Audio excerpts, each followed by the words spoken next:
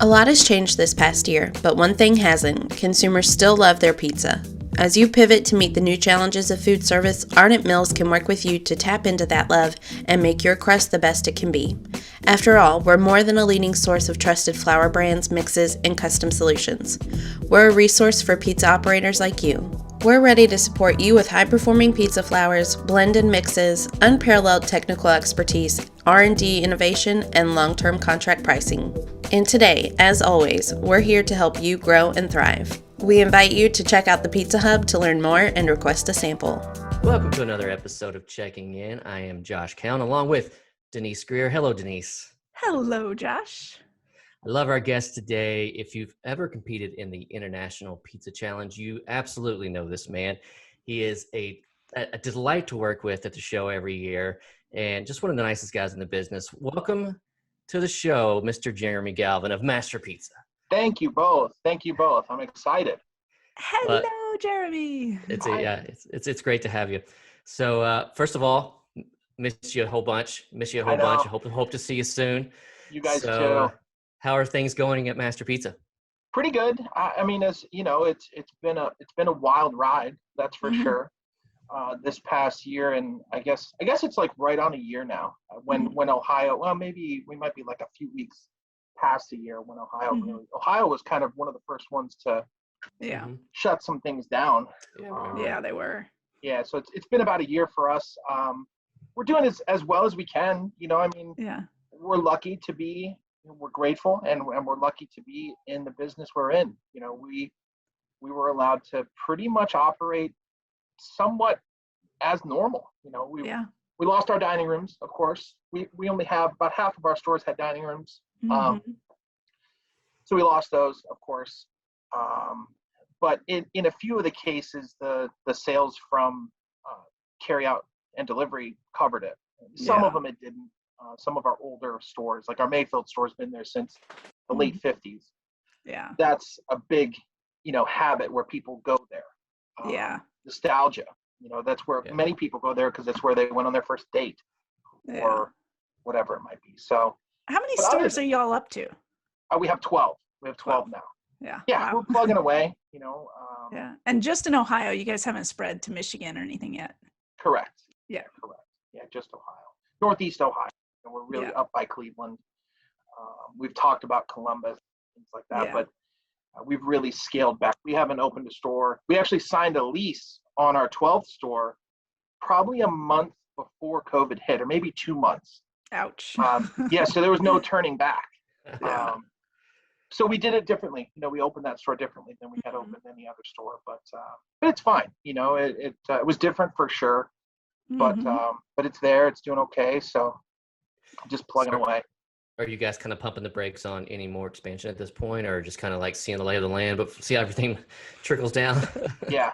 We're still kind of, the biggest thing now, and I'm sure anybody in the industry, when you guys talk to people, the biggest thing now is hiring, just being able to put together a staff. Michael and I were actually talking about it today. We helped out at our Twinsburg store today because they have no drivers today. And this DoorDash thing wasn't really, it's okay as a backup. We've stayed away from it for a long time because we wanted to keep things internal. But we got to the point where we just can't hire anybody. So we started using them a little bit just as a delivery service to start. And it's been okay, plus or minus. It's been up and down. But anyway, we worked there today just to help out one of our great managers at the Twinsburg store. And we were talking about it. We took a delivery together because it was a real big order. It was a catering order. That's part of the reason we went. But we were talking about it today, like, even if we were ready to open a store tomorrow, like if we found the place, we had the financing secured, all that stuff, we don't have any people. We were really struggling to hire, like everybody else. So that's really caused us to pump the brakes. Where do you look for these, what's dried up? Where are you looking for these employees that it's just not there anymore? So for management, we usually, we had been using Indeed. That seemed to be where we had a lot of our most success. Mm-hmm. I don't want to say that that's dried up completely, but it's definitely drier than it used to be for like team members, drivers, cooks, kind of, counter service, things like that. We were really relying pretty heavily on Facebook because it's easy to post an ad. It's inexpensive to boost, and we were fairly successful, and we still find some success with that. But the biggest thing is now, you'll schedule 20 interviews. If you're lucky, one actually shows up to the interview. Wow. Yeah, that's what I've That's heard. the truth. I've heard Wow. that. It's insane. I was thinking maybe half, but one, geez. Like these days, to get a job, you just got to show up to the interview, and you're basically hired. Show up. And it's not just us. I bought a lawnmower this past weekend. Our lawnmower died, and I was at Home Depot, and I was talking to one of the managers, and I said, "Are you guys?" Because I had my shirt on, and so we were talking about pizza and whatever, and I asked them, "Are you guys struggling as well?" And she told me the same story. They had 17, no joke, that day, 17 interviews scheduled. 0 showed up. Yeah. I keep hearing that. Like, yeah, you have to like schedule like 30 people and then maybe you'll get 5. It's the truth. So like, there's pros and cons. I guess one of the pros is it's going to organically drive up wages. We're already planning how we're going to try to attract more people with higher wages and how we're going to pay for it. One of the things on the board. And hopefully we're actually testing something new. I started it Saturday at one of our stores. We're trying a higher wage. We're trying posting about higher wages to see if we can get more applicants. I can't answer yet because it hasn't been long enough. It's only been a day. Somebody with a pulse. Just that's all. Yeah, that's all you need. So it's been tough. Have you ever tried, it's instead of putting your money in Facebook to put your money in, like, say, Instagram, or I don't know if those opportunities are available on like Snapchat, or I don't know what's available on TikTok, because I'm scared to go on TikTok because I'm scared I'm going to get a I love TikTok. It's a great time waster. Like, that's why I won't get it. That's why I just look at the reels on Instagram, because they usually come over from TikTok. Yeah, it draws you in and you get stuck on TikTok for a long time. But we haven't used it. It doesn't mean that it's not there. We're exploring other options. We're working with our marketing firm.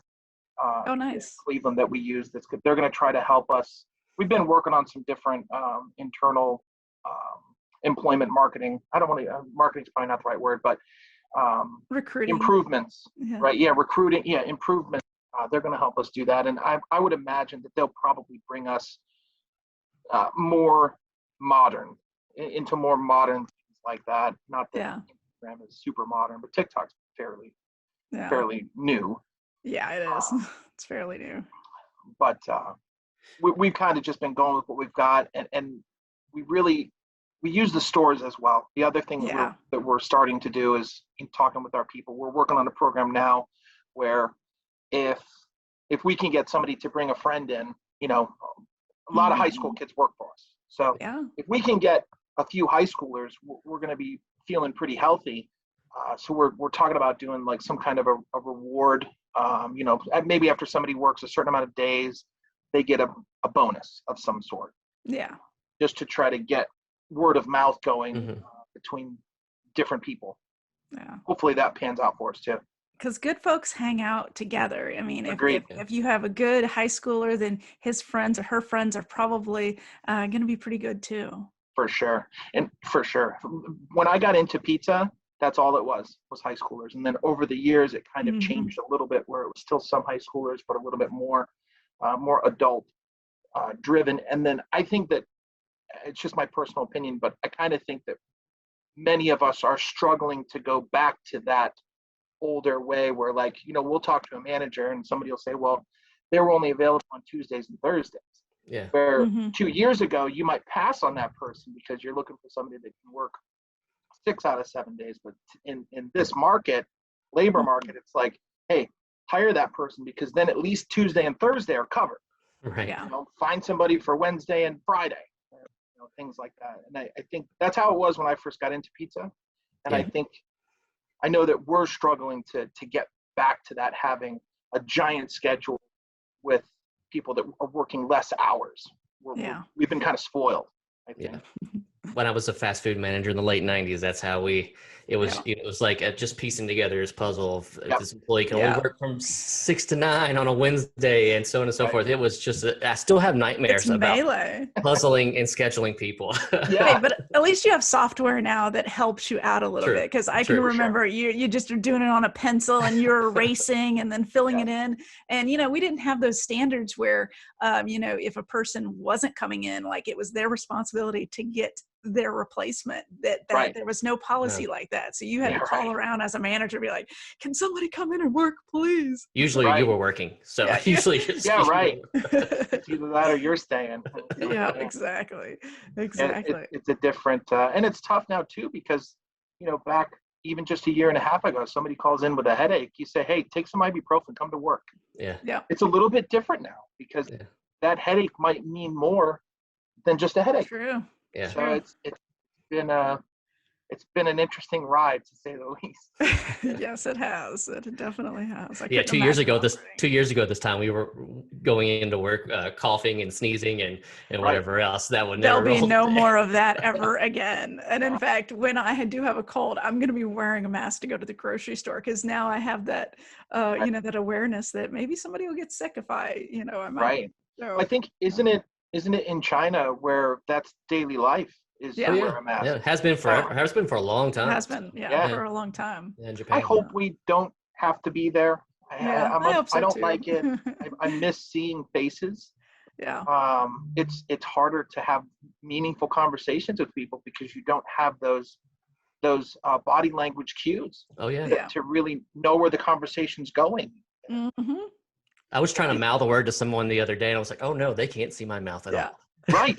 I know. Or like when you're joking with someone, but they can't see that you're smiling because So I smile with my eyes probably more than I ever did before. Yeah, I have to lower my sarcasm. I have to lower my sarcasm a lot. For real. And customer service is completely different because you're like trying to smile at the person and you're like, oh, they can't see this. So they have no idea if I'm making a face or anything underneath here at all. It's 100% true. We teach a lot of new people that come in. One of the things that we teach them is and it really started with the phones. When you're teaching somebody phones, we teach them to smile when they talk because you can hear a smile too. Absolutely. So now we kind of triple down on that to make sure that people, even though they can't see it, that they're still smiling. Usually, not always, but usually people. Because you can see the expressiveness maybe in their eyes or their cheekbones.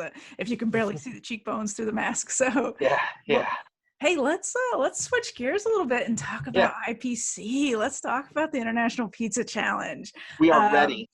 Oh man, I don't think a lot of people know what all goes into planning that and how much you guys work in advance to really make that happen. And we just appreciate you guys so much. Sure, we love it. On that front.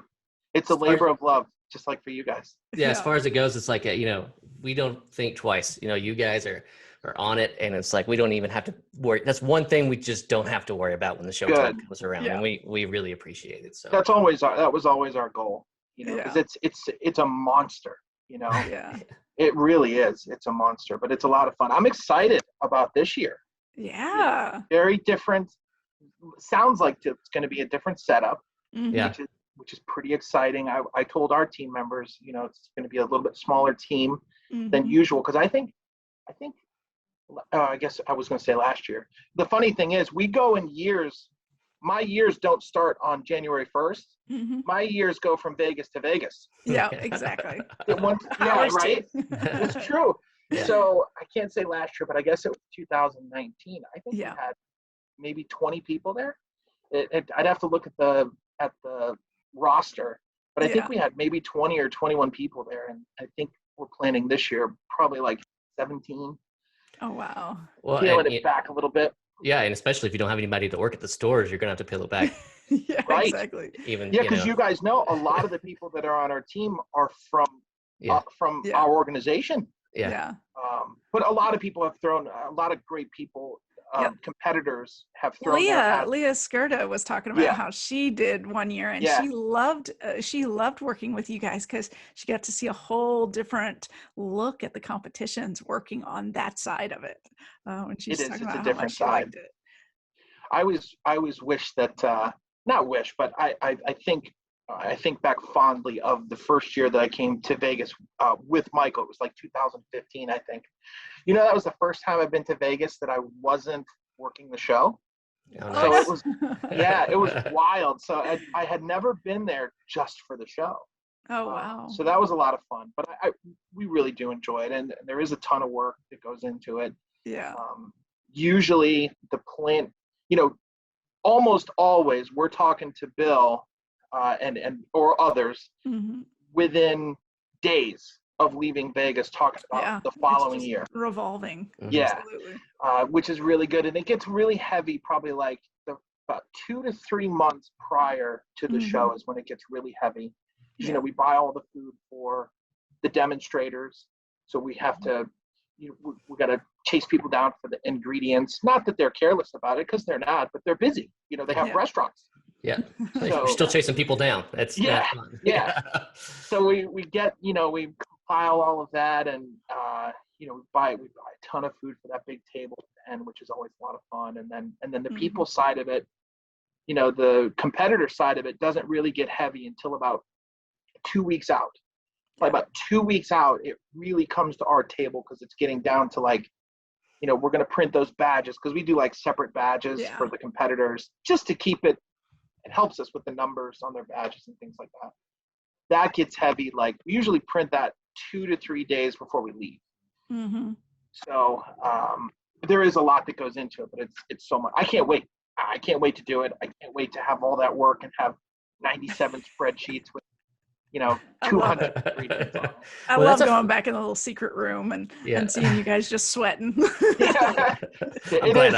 And I walk out like this right here. And I'm just like, Well, I think part of that. I think one of our guys threw Jeremy White out one year.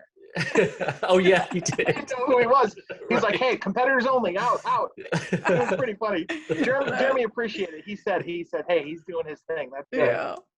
But we still tease Jason about it. That was our guy that did it. Jason. I do remember that. We tease him all the time. That is so funny. Yeah.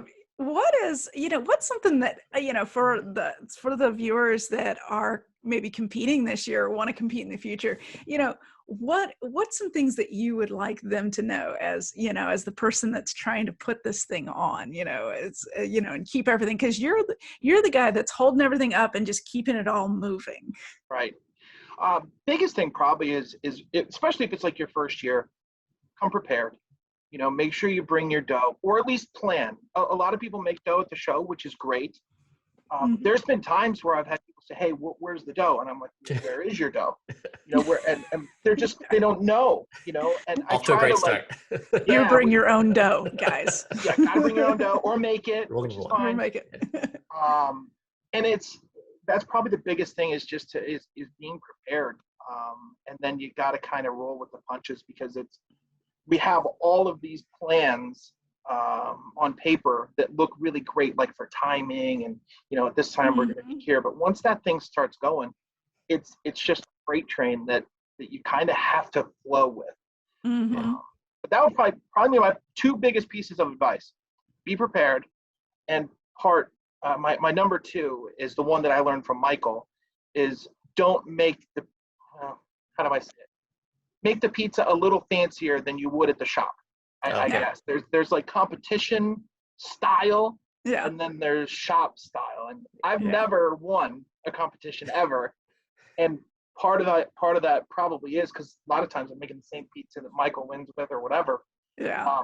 I make it exactly the way that I make it at the shop, because that's what's in my head. The operation side of it. But jazz it up a little. If you're putting steak on it, cut some steak. Don't use the same steak that you use at the shop. Similar flavor profile, of course. Yeah. But that would probably be like the 2 biggest things. That's a great one. I haven't heard that one before. So yeah, that's a good one. That's awesome. Good. Oh man.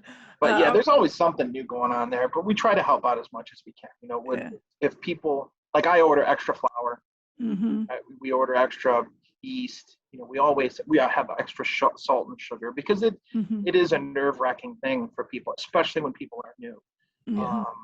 You know, they're very nervous and they forget things. So I try to have extra stock. I'm buying all tons of it anyway.